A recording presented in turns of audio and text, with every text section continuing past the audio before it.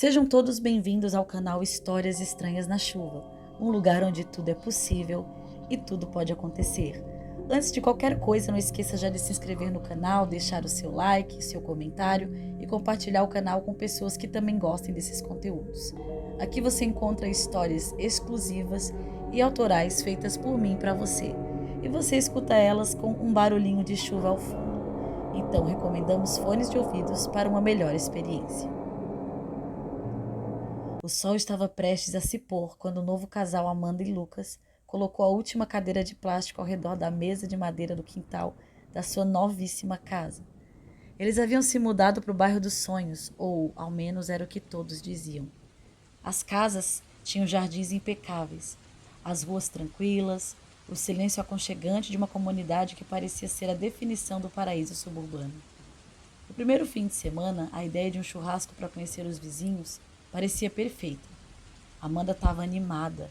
Ela adorava a ideia de fazer parte de uma comunidade acolhedora. E Lucas, um pouco mais cético, mas confiava que tudo daria certo. Mas ao olhar para os rostos sorridentes que começavam a se reunir em seu jardim, uma sensação estranha se instalou. Como se algo tivesse errado, mas não sabiam o quê. As primeiras interações foram cordiais, mas Amanda percebeu que as conversas entre os vizinhos pareciam sempre girar em torno de tópicos incomuns. Quando perguntou a dona Clara, a senhora da casa ao lado, como ela mantinha o jardim tão perfeito, a mulher respondeu com um sorriso rígido: Cuidamos muito da terra, como uma família cuida da sua linhagem. Aquelas palavras estavam carregadas, mas Amanda não soubera identificar por quê. À medida que os dias passavam, Amanda e Lucas notaram mais detalhes sutis. As cortinas na janela dos vizinhos eram sempre fechadas, mesmo durante o dia. Na casa de um deles, um símbolo estranho estava gravado na porta. Um símbolo que Amanda não conseguia recordar de onde ela conhecia, mas parecia familiar, como algo que ela já tivesse visto em um livro ou um filme de terror. Eles viam seus vizinhos saindo para suas atividades diárias, mas sempre vestidos da mesma maneira. Roupas de cores neutras, com tecidos que pareciam mais pesados do que o necessário para o clima ameno daquela região.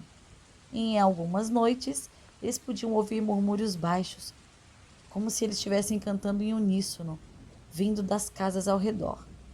Lucas tentou afastar a sensação de desconforto, sempre com um sorriso fácil e uma piada. Mas Amanda não conseguia esquecer o olhar que a mulher de um dos vizinhos lhe lançou no churrasco. Aquele olhar que parecia sondar suas intenções, estudando, como se ela fosse uma estranha. No segundo fim de semana, uma nova reunião foi marcada. Dessa vez não foi um churrasco, foi um encontro comunitário. Todos os vizinhos estavam presentes e a atmosfera estava pesada, quase que tensa. Ao chegarem, Amanda percebeu que as casas ao redor estavam mais vazias que o normal, sem carros na garagem, sem sinais de vida. Um vazio inquietante parecia pairar sobre o bairro. E quando os vizinhos começaram a falar sobre preservação do equilíbrio, Amanda teve a sensação de que estava em um pesadelo que não conseguia acordar. Os pequenos detalhes antes despercebidos agora pareciam se revelar de forma perturbadora. As pinturas nas paredes das casas eram todas semelhantes.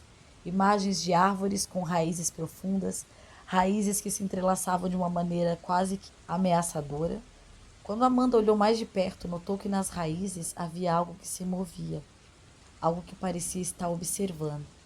E então, na última noite, quando Amanda e Lucas voltaram para casa após o encontro, algo mudou. As luzes de todas as casas estavam acesas, mas não se ouvia nenhum som. O vento, normalmente suave, estava pesado e denso. Ao entrarem em sua casa, a sensação de não estarem mais sozinhos se instalou. Alguém estava vigiando eles. Alguma coisa estava prestes a acontecer. E todos os vizinhos já sabiam. O bairro dos sonhos, que até então parecia perfeito, agora se revelava uma prisão. E Amanda e Lucas sabiam que eram os próximos. À medida que o tempo ia passando, eles passavam mais tempo no bairro e começaram a perceber que os detalhes estranhos, antes sutis, estavam se intensificando. Os vizinhos se comportavam de maneira cada vez mais peculiar, com um interesse excessivo nas raízes e no equilíbrio da terra. Durante um passeio noturno, Amanda viu os vizinhos, todos, sem exceção, reunidos no centro do bairro, nus, em torno de um grande círculo marcado no chão. Eles dançavam uma dança lenta e ritualística, seus corpos movendo-se de maneira alienante, como se estivessem imitando o crescimento das árvores. À medida que os dias passavam, Amanda começou a perceber que esse culto não era apenas sobre a terra, mas uma crença profunda de que cada pessoa era literalmente uma parte de uma árvore. Os filhos de cada família eram considerados as sementes que garantiriam a continuidade das gerações, e os mais velhos, cujas raízes estavam profundamente entrelaçadas, eram os guardiões da terra. O bairro não era uma comunidade comum, era uma grande plantação de vidas, onde a linhagem era perpetuada por rituais ocultos. O casal novo, porém, começou a se incomodar, pois eles não se encaixavam. Amanda e Lucas não tinham filhos e não queriam ter filhos, o que era uma ofensa implícita para essa comunidade, que considerava as gerações mais novas como as raízes de seu culto. Para eles, sem filhos, sem sementes. Amanda e Lucas eram uma ameaça ao equilíbrio da terra. Eles eram estranhos, forasteiros e não pertenciam àquela linhagem. Por mais que eles tentassem se integrar, os olhares dos vizinhos antes amigáveis se tornaram desconfiados, carregados de um medo silencioso, como se eles estivessem sendo observados por algo mais profundo, algo além da razão. Na noite em que tudo mudou, Amanda e Lucas estavam em casa quando ouviram uma batida na porta. Ao abrir, encontraram os vizinhos de sempre, mas agora em um estado de agitação. Eles pediram para que o casal os seguisse até o centro do bairro, onde estava acontecendo uma grande cerimônia. O terreno estava vazio e sombrio, e a sensação de medo era palpável. Quando chegaram ao centro do círculo, Lucas tentou resistir, mas não havia mais como fugir. O ritual estava começando. A dança da fertilidade que eles presenciaram antes agora era mais frenética, e os vizinhos pareciam estar possuídos por algo ancestral. Os corpos se contorciam em um transe hipnótico, e os sons que saíam de suas bocas eram mais parecidos com gritos de dor do que com cânticos. Aos poucos o casal foi forçado a entrar no círculo. Eles não podiam mais fugir nem pedir ajuda. Os vizinhos começaram a cantar palavras incompreensíveis, enquanto algo profundamente sombrio tomava conta do espaço. Era como se a terra estivesse viva, como se estivesse esperando por algo para se alimentar. No clímax do ritual, as raízes das árvores ao redor começaram a crescer e se expandir, envolvendo os corpos dos dois, que agora eram parte daquele ciclo grotesco. As raízes não eram mais apenas raízes, elas eram como tentáculos, e ao se entrelaçarem com os corpos de Amanda e Lucas, começaram a drená-los, não de vida, mas de algo mais profundo, algo que fazia parte da sua essência.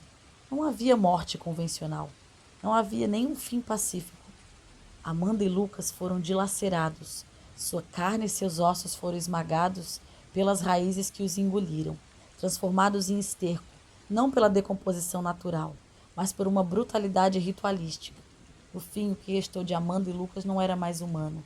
Suas essências foram absorvidas pela terra, fazendo parte do ciclo pervertido de vida que alimentava aquele culto.